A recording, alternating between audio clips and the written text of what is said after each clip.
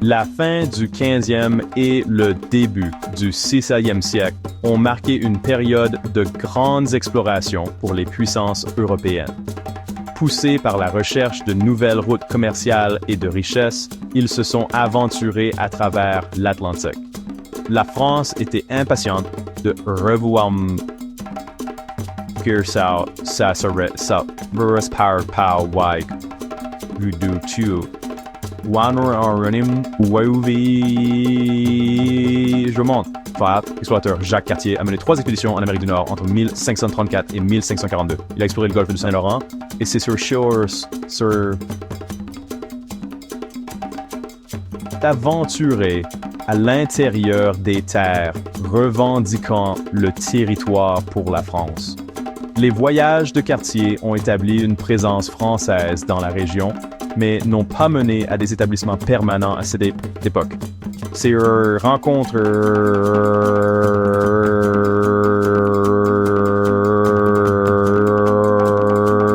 croyantes du Saint-Laurent ont jeté les bases des futures interactions entre les Français et les groupes autochtones. Les Français ont vu le potentiel du commerce et de l'exploitation. Les expéditions de Cartier ont ouvert la voie à d'autres explorations et efforts de colonisation français. Elles ont suscité un intérêt accru pour la région. Le terrain était préparé pour des tentatives plus ambitieuses d'établir une présence française permanente en Amérique du Nord. L'attrait des richesses et des nouveaux territoires continuerait d'attirer les Français outre-Atlantique. Samuel de Champlain est souvent appelé le père de la Nouvelle-France. Il a joué un rôle essentiel dans l'établissement d'une présence française permanente en Amérique du Nord. Champlain a effectué son premier voyage au Nouveau Monde en 1603, explorant le fleuve Saint-Laurent et la côte atlantique. En 1608, Champlain a fondé la ville de Québec, un emplacement stratégique sur le fleuve Saint-Laurent. Champlain a compris l'importance d'établir des relations avec les peuples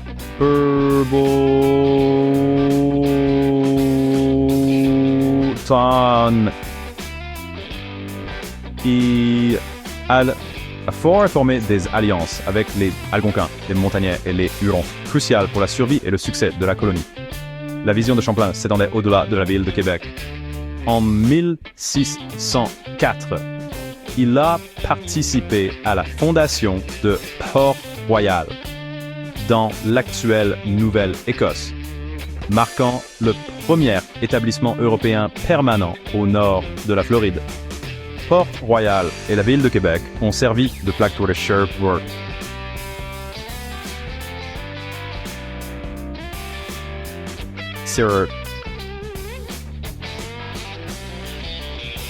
Pour le commerce, l'exploration et l'influence française. Le leadership et les alliances stratégiques de Champlain ont jeté les bases de la croissance de la Nouvelle-France. Les colonies qui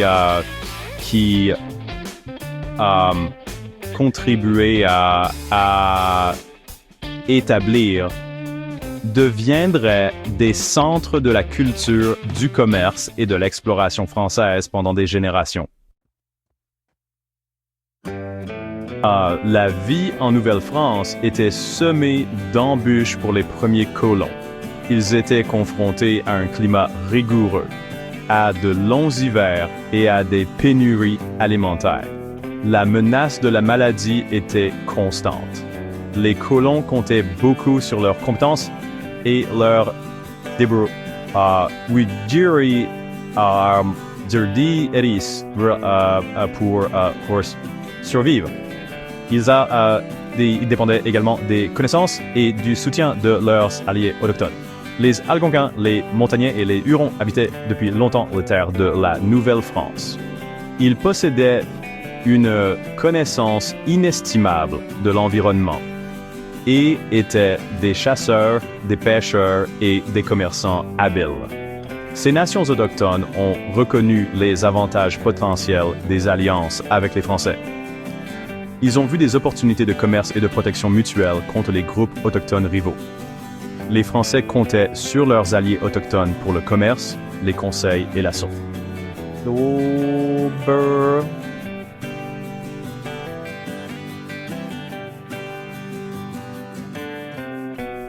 Ou encore, donnez-moi. C'est aux Français des fourrures et d'autres biens, leur apprenant à naviguer dans les vastes étendues sauvages. Ces alliances n'étaient pas sans conflit, mais se sont avérées essentielles à la croissance et au développement de la Nouvelle-France. La relation entre les Français et les peuples autochtones était complexe, marquée à la fois par la coopération et la compétition. Les peuples autochtones ont joué un rôle essentiel dans le commerce des fourrures, qui est devenu le moteur économique de la Nouvelle-France. Cependant, cela a également entraîné des changements importants dans le mode de vie des Autochtones. Le commerce des fourrures s'est rapidement imposé comme le moteur économique de la Nouvelle-France. La demande européenne de peau de castor était élevée, utilisée pour fabriquer des chapeaux à la mode et d'autres vêtements. Les vastes forêts d'Amérique du Nord fournissaient une quantité abondante de castors et d'autres animaux à fourrure. Les Français ont reconnu l'immense potentiel économique de cette ressource. Les commerçants français ont établi des postes de traite dans toute la région, qui sont devenus d'importants centres d'activité économique. Le commerce des fourrures a apporté la richesse à la Nouvelle-France, mais a également alimenté la concurrence et les conflits entre différents groupes sociaux. Pour tout terme,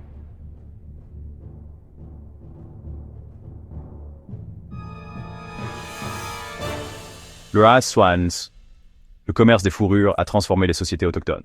L'introduction de biens européens, en particulier les armes à feu, a modifié la dynamique du pouvoir entre les différentes nations. La demande de fourrure a conduit à une chasse excessive dans certaines régions et à une dépendance accrue à l'égard des biens européens. Le commerce des fourrures a eu un impact durable sur les relations entre les Français et les peuples autochtones. Il a créé à la fois des opportunités et des défis. Le succès économique du commerce des fourrures a eu des conséquences considérables. Il a alimenté l'expansion française à l'intérieur de l'Amérique du Nord, conduisant à l'établissement de nouveaux postes de traite et de nouvelles colonies. La quête des fourrures allait façonner le cours de l'exploration et de la colonisation française en Amérique du Nord pendant des décennies. L'expansion du commerce des fourrures reposait sur les coureurs des bois. Ils s'aventuraient dans la nature sauvage, établissant des échanges commerciaux avec les peuples autochtones. Apprenant les langues et les coutumes, ils ont étendu la portée du commerce des fourrures. Ils ont ouvert de nouvelles routes et apporté des fourrures aux colonies françaises. Leurs efforts ont conduit à la croissance de la Nouvelle-France. De nouvelles colonies ont émergé le long des rivières et des lacs.